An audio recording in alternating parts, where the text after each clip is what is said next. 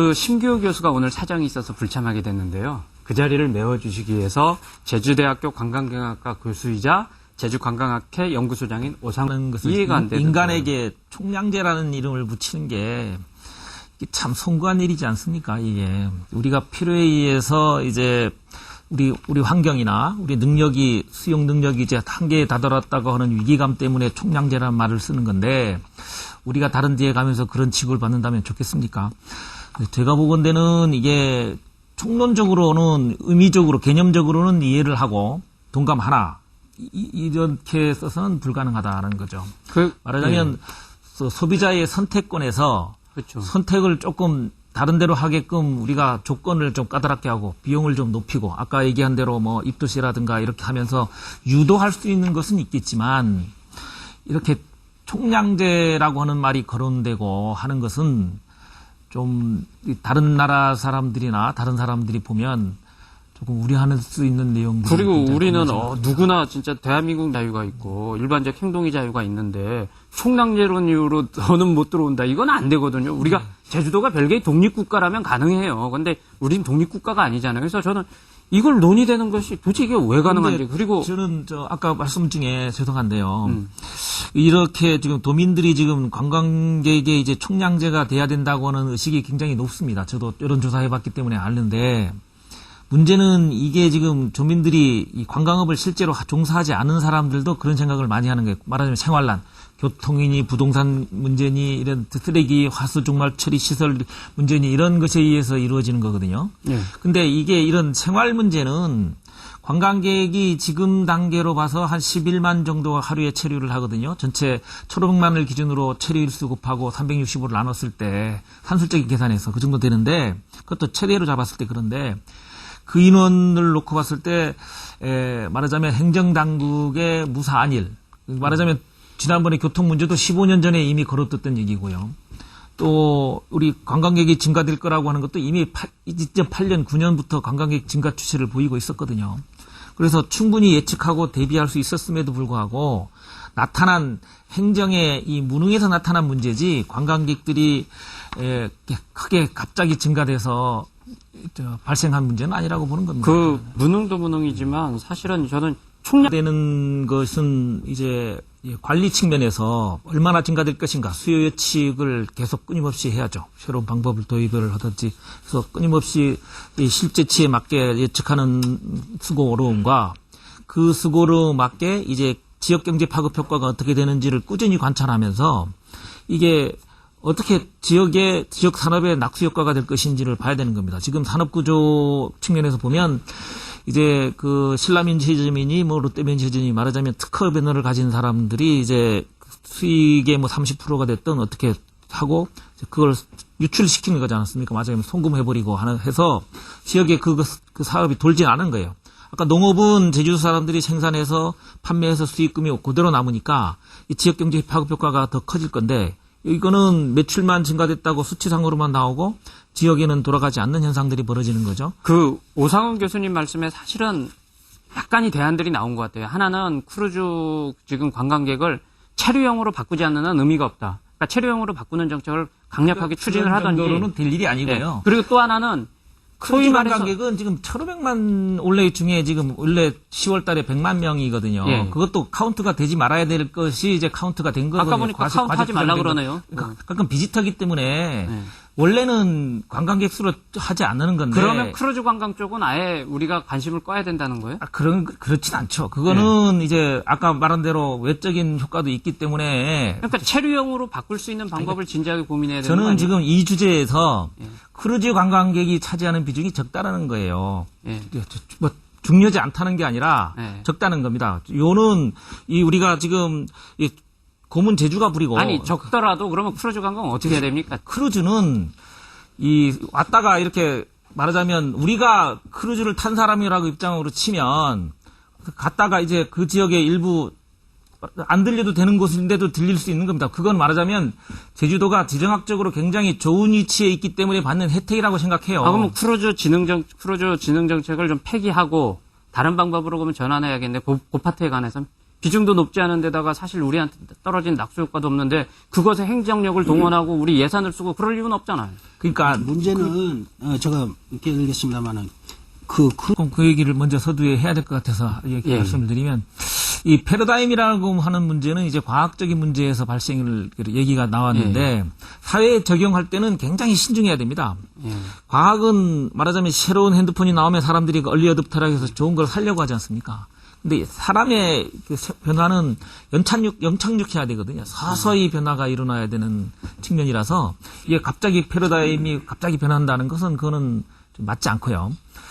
지금 단계로는 제가 볼 때는 이 아이디어 측면에서 얘기하면 20년 전부터 계속 문제 제기됐던 게 있습니다. 말하자면 저가 관광이라든가 송객 수수료 문제라든가 그다음에 뭐 인두센이 뭐니 이렇게 이미 이건 안 좋은데 질이 좀 안 좋은데라고 생각하는 요소들이 굉장히 있거든요.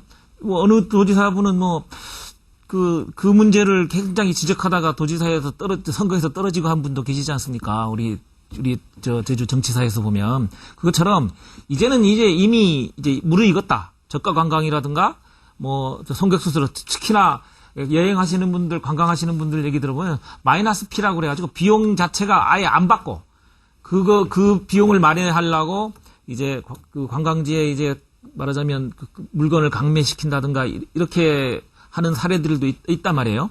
그래서 제가 볼 때는 그런 이 부조리한 문제를 이제 일소하는 쪽에서부터 이 질적 관광은 시작돼야 된다고 생각합니다. 부조리를 어떻게 일소해야 됩니까?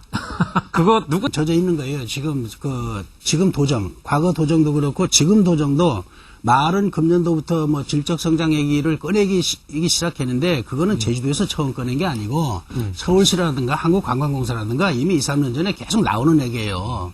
나오는 얘기, 제주도가 관광이 좀 앞서가는 지역 같은데도 그런 새로운 정책, 굵직한 정책은 항상 다른 데 걸 카피를 하다 보니까 일종의 카피 정책이다 보니까 참신한 게 없는 거예요. 응? 관광은 자꾸 새롭게 나가면서 먼저 치고 먼저 좀 단물을 좀 빨아먹고 다른 정책으로 바꾸고 자꾸 이런 게 좀 창조적인 그런 면이 좀 돋보여야 되는데 그런 게 없거든요, 지금. 예. 지금 말씀 들어보면 어쨌든 관광정책의 전환은 관광객은 덜 오게 하면서 더 쓰게 하는 그런 점 가지고 제가 자료를 좀 찾아봤는데요. 2011년이죠. 앞으로 지난 한 5년 전입니다. 제가 옛날 과거 얘기만 해가지고 2011년 1월 달에 당시 제주관광공사 박영수 사장님께서 CBS 신년 인터뷰한 게 있습니다. 그 당시에는 2010년도에 관광객이 입도 관광객이 760만일 때 지금의 딱 절반이 수준인데 그때 당시에 인터뷰한 내용에 제주 관광의 한계를 인식해가지고 질적 관광으로 승부수를 내겠다라고 이제 인터뷰를 했어요. 그리고 2011년에 제주도에서는 제주 관광 환경 변화 대응 2020 플랜을 발표를 했거든요.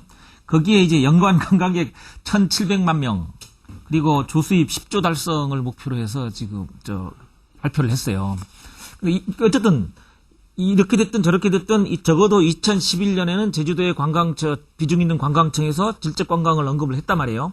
근데 지금 지난 17일, 2016년 10월 17일입니다. 17일 날 TF팀이 구성이 됐거든요.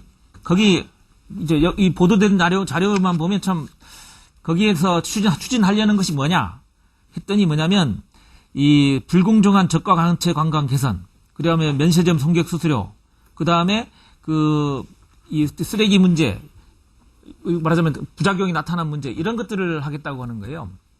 그러니까 이런 거는 그 팀 안 구성해도 다 할 수 있는 거지 않습니까? 우리 여기 와서 앉아도 할 수 있는 그러니까 문제들을. 질적 관광 그를 얘기하면서 도에서 항상 얘기하는 게 정책에 문제가 있다고 항상 얘기해요. 주민들의 문제가 있는 게 아니에요, 지금. 정책에 문제가 있는 건데 질적 관광의 개념이 컨셉이 안 잡힌 상태에서 질적 관광을 하겠다는 거예요. 컨셉이 안 잡힌 상태다. 그 질적 관광이 뭐냐 하는 것도 모르는 거예요. 질적 관광이라는 거는 편익을 우리 관광 주체들 간의 편익을 거의 균등하게 이렇게 나눠가는 느낌이 들어야 상대방을 존중하게 되고 서로 협력을 하게 되거든요. 그 편익이 박탈당하는 자기네는 소외당하는 느낌. 어디가 더 많이 가져가고 나한테는 뭐 안 떨어지고 하면은 협력이 안 되죠. 제주도정, 관광당국, 그리고 또 공사는 어때야 되고, 또 우리 관광업계는 어떻게 가야 되고, 도민들은 어떻게 해야 되든지, 그런 것들에 대해서 한번 좀 이야기를. 그래서 저는 아쉬운 게 뭐냐면, 제주도에 관광공사가 있잖아요. 예. 제주관광공사가. 그 관광공사가 이제까지 뭐 했다는 겁니까? 이게. 상당히 손을 놓고 있다는 얘기죠. 연세점 했잖아요. 그러니까 어떻든 간에 면세점이요. 관광공사에서 이런 아이디어나 이 정책의 정립이나 합리성을 제공해 줬어야죠. 왜 못한 겁니까? 관심이 없는 거죠. 정책의 패러다임 자체가 아까 오 교수님 얘기했듯이 정책의 패러다임이 양적으로만 치우치다 보니까 이게 자꾸 이렇게 받으려만 하는 거예요. 그러니까 이게 필터링도 안 되고 근데 저가 시장으로만 계속 공세가 치다 보니까 지금 이 사단이 난 거 아닙니까? 지금 현재 일본 관광객들 다 놓치고 이 관광공사는 원래 이 해외 마케팅을 위해서 만들어진 조직입니다. 말하자면 해외 관광객들이 부가가치가 높기 때문에 그런 필요성에 의해서 만들어진 조직인데 그렇기 때문에 이제 자체적으로 특혜를 많이 받았죠. 하나의 회사를 만들었는데 지역에서 그 정도 많은 혜택을 준 거 아닙니까? 공익성 때문에. 근데 본연의 그 목적은 이제 말하자면 질 좋은 말하자면 이 부가가치를 많이 창출할 수 있는 고객들을 이제 마케팅하는 쪽에는 좀 관심이 좀 덜하고 이 면세점 만드는 데만 혈안이 돼가지고 작년에 모든 에너지를 다 그쪽에 썼지 않습니까? 우리가 관찰하다시피. 그래서 그 관광에 관련된 각 주체들이 이 역할을 제대로 하고 있느냐에 대한 반성부터 시작돼야 되는 거예요.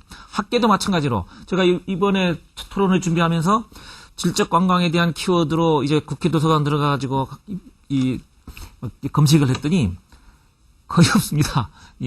저 학술지에 나와 있던 말하자면 그 논문이라든가 이런 게 거의 없는데 거기서부터 출발해가지고 말하자면 학계에서는 이 연구 과정을 통해서 문제 제기를 해주고 우리 업계들은 그 연구 과제를 받아가지고 자기 말을 하는 거죠. 그리고 관광공사나 도청에서는 그거에 대한 매뉴얼을 만들어가지고 비전을 제시하면서 지원해줄 건 지원해주고 과거에 지원하면서 부작용이 났던 거는 말하자면 지금 양적 관광에 지원하는 것들은 빼고 이런 시스템이 돼야 되는 겁니다. 지금 이제야 TFT 만들어가지고 이 정도 논의를 한다는 거는 참 실망스러운데 무능한 데다가 마음은 지금 콩밭에 가 있으니까 이런 일이 벌어지는 게 아닌가 생각합니다. 그러니까 관광공사에서 원래 질적 관광